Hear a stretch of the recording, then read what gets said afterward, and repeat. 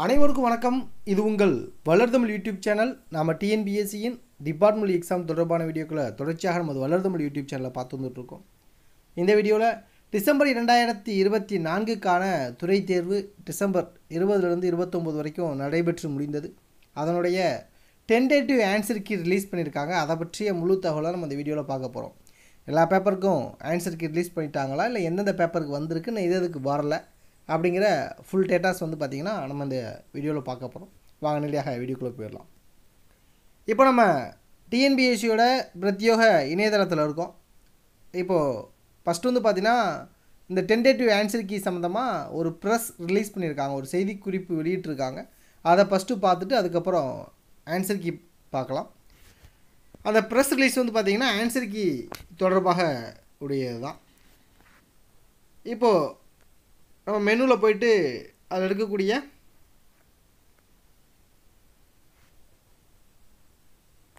RTI public clearance இருக்கா, அதை click பண்ணுறோம். அதில் இருக்கக்கூடிய அனௌன்ஸ்மெண்ட் ப்ரெஸ் நோட் அப்படிங்கிறத கிளிக் பண்ணோம் அப்படின்னா லோட் ஆகி உங்களுக்கு ஓப்பன் ஆகும். இதில் பாருங்கள், ப்ரெஸ் ரிலீஸில் நம்ம சொன்ன மாதிரியே முதல் லிங்க் 4/2025, டேட் வந்து 10/1/2025, department examination 2024, tentative answer key. அதில் வந்து பார்த்திங்கன்னா இருக்கக்கூடிய ரைட்ஸ் இருக்கக்கூடிய வியூ அப்படிங்கிறத கிளிக் பண்ணுங்கள். கிளிக் பண்ணிட்டீங்க அப்படின்னா ஒரு பிடிஎஃப் டவுன்லோட் ஆகும். அந்த பிடிஎஃபை டவுன்லோட் பண்ணி அதை ஓப்பன் பண்ணுங்கள். அதெல்லாம் உங்களுக்கு வந்து பார்த்திங்கன்னா டென்டேட்டிவ் ஆன்சர் கீ பற்றிய தகவல்கள் அதில் சொல்லியிருப்பாங்க. என்ன சொல்லியிருக்காங்கிறத இப்போ அப்படியே ரீட் பண்ணிடுவோம்.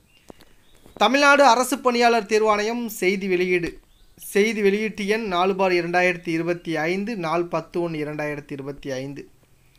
தமிழ்நாடு அரசு பணியாளர் தேர்வாணையம் அறிவிக்கை எண் 17/2024, நாள் 7/11/2024 படி அறிவிக்கப்பட்ட துறை தேர்வுகள் கடந்த 20/12/2024 முதல் 29/12/2024 வரை 25/12/2024 தவிர கொள்குறி வகை,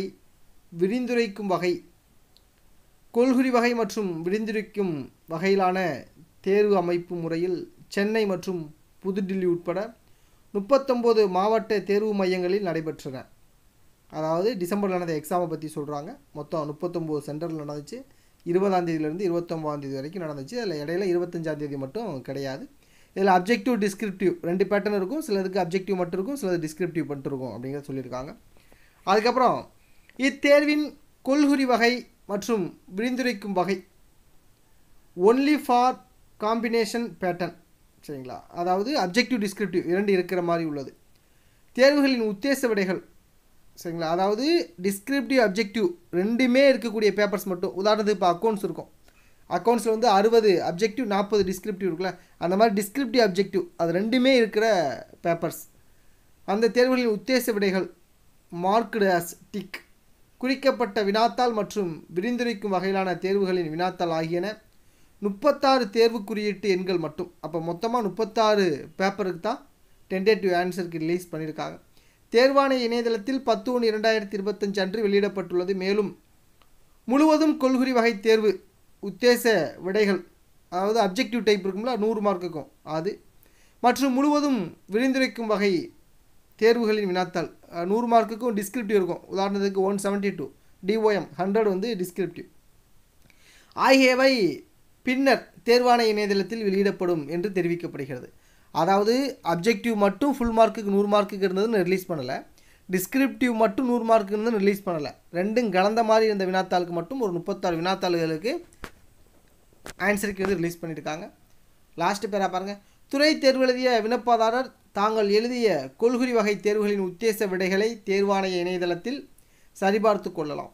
உத்தேச விடைகள் மீது ஏதேனும் மறுப்பு இருப்பின் தேர்வாணைய இணையதளத்தில் வெளியிடப்பட்ட ஒரு வார காலத்திற்குள், அதாவது 10ஆம் தேதி ரிசல்ட் வந்திருக்கு, அப்போ 16ஆம் தேதி மாலை 5:45 மணி வரை விண்ணப்பதாரர் அவர்தம் தேர்வு நுழைவுச்சீட்டு நகல், பதிவு எண், தேர்வின் பெயர், தேர்வு குறியீட்டு எண், வினா எண், அவ்வினாவின் உத்தேச விடை, அவ்வினாவிற்கான விண்ணப்பதாரர் கூறும் விடை போன்ற தகவல்களை தெளிவாக குறிப்பிட்டு tnbsc.qdd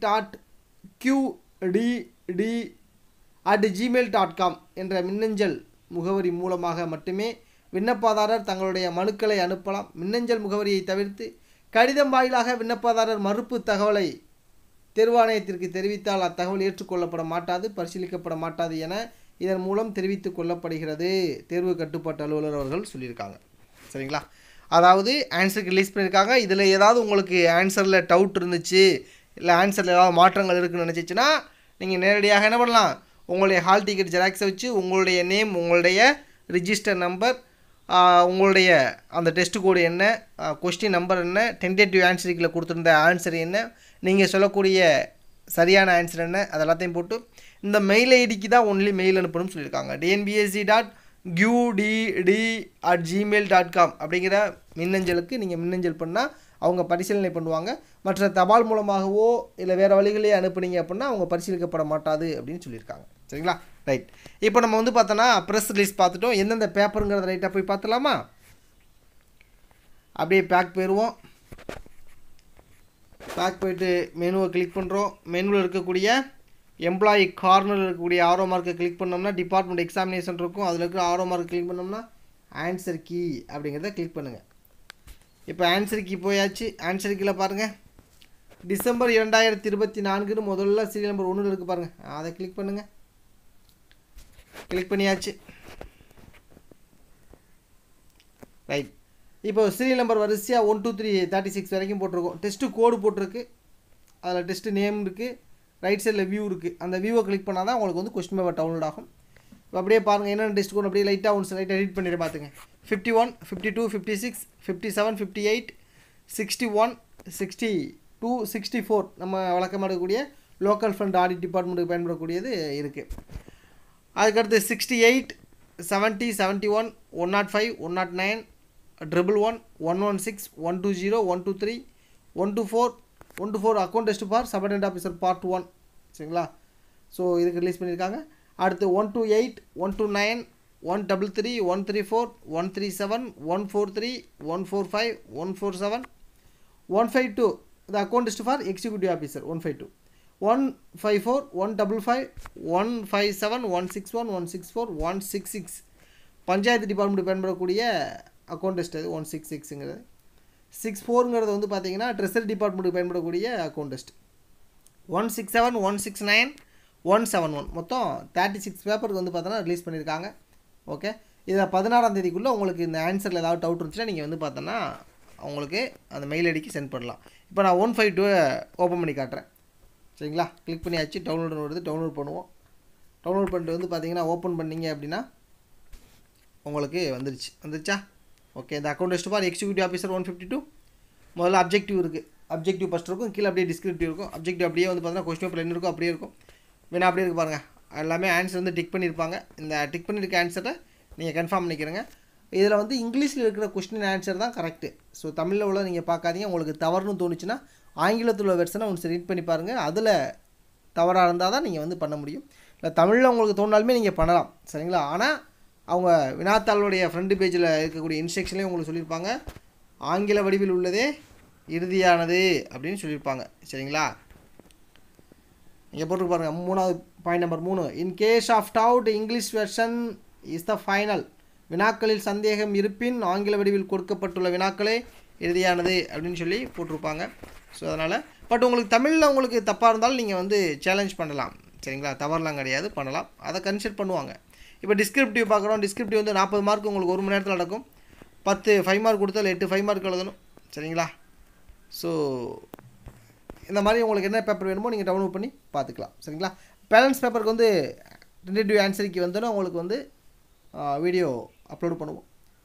துறை தேர்வு தொடர்பான பல்வேறு தகவல்களை பெற நமது வளர்தமிழ் யூடியூப் சேனலை சப்ஸ்கிரைப் பண்ணுங்கள், நண்பர்களுக்கு ஷேர் பண்ணுங்கள். மற்றொரு வீடியோவில் சந்திப்போம். நன்றி.